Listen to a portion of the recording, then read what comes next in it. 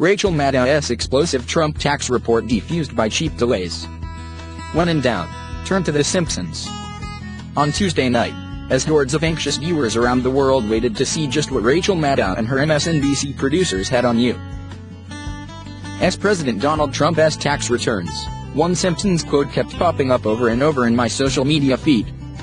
It was from the brilliant 1997 episode called The Itchy and Scratchy and Poochie Show, in which the Simpson family and various Springfield citizens sit down to watch a cartoon cat and mouse's much-anticipated journey to a fireworks factory, which ends up being constantly delayed thanks to the arrival of a whole new character named Poochie. The bait-and-switch moment causes the eternally impatient character Milhouse to wonder aloud, in between crying jags, when are they going to get to the fireworks factory?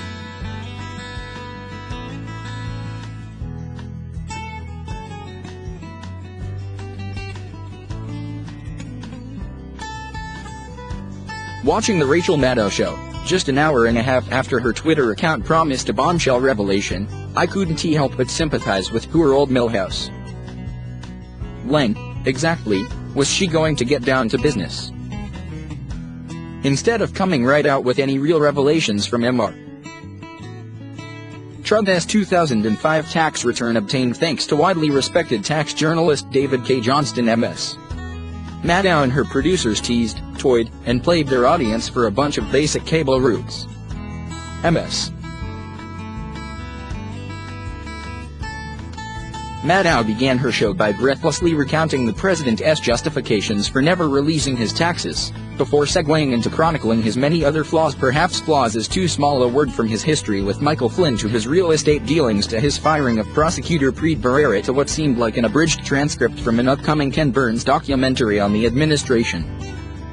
20 minutes into what was promised to be a bombshell, and she was cutting to commercial, promising something on the actual tax return would come next. And then we were back. And then we were off to another commercial. It was such a blatant case of ratings bait that other outlets basically broke the story before Ms. Maddow had the chance to, with the Daily Beast publishing a story midway through MSNBC's broadcast that Trump earned more than $150 million, all figures U.S.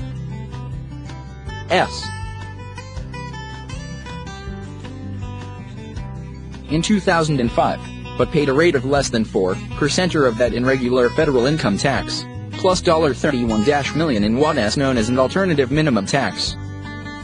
The White House itself delivered a punch to Ms. Maddow, too, sending the information to the Wall Street Journal before her broadcast. Never mind the fact that what Ms. Maddow and Mr.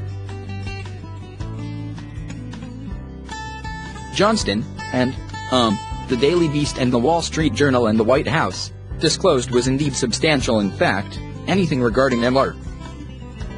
Trump's tax history would be substantial, so maddening was his refusal to release any of it before what was truly aggravating, and will only further fan the flames of Mr. Trump's crusade against the media, was MSNBC's handling of the situation. It was exactly the wrong way to break news in this 2017, our year of fake news. Ever since first plopping himself in the Oval Office, Mr. Trump has deftly taken charge of the fake news narrative that was originally employed against him. Fake news was at first what members of the media, liberal and otherwise, warned readers to steer clear of: completely fabricated, utterly partisan reports intended to sway gullible readers one way or the other during the 2016 election, often toward Mr. Trump and away from Hillary Clinton. Instead of swatting that accusation away, Mr. Trump and his Breitbart-backed brain trust came up with an evil genius plan to instead use the term to bludgeon any legitimate news organization that dared question the administration's behavior, motives, history, or general state of being. The New York Times, the Associated Press, the Washington Post, CNN, MSNBC. Fake newsmongers, all of them. All with an agenda to take down the White House, all with the means to generate false narratives and incite undue hatred against the loving, humble Mr. Trump. Naturally, that is a patently absurd premise, but in the country that elected the former head of The Apprentice to the highest office in the land, the patently absurd is the new modus operandi of the land. Which all leads to just how MSNBC and MS Maddow, in an almost brilliant move of anti-strategy, likely ended up pushing more audiences toward Mr. Trump, instead of away. MS Maddow, more often than not a whip-smart commentator and one of broadcast journalism's best assets, had something legitimate, worthy, and downright groundbreaking to say. But instead of giving the people what they want, which is essentially Mr. Trump's first instinct, she played by the rules that have largely doomed cable news, using cheap delay tactics and the worst sort of preamble grandstanding. Mr. Trump could not have asked for a better execution of events. If you were a fan of MSNBC before Tuesday night, you left the Rachel Maddow show disappointed, even despondent over how the journalists there could have gotched such an easy target. But if you already had no love for the liberal elite over at MSNBC, then Tuesday night just pushed you further to the fringe. MS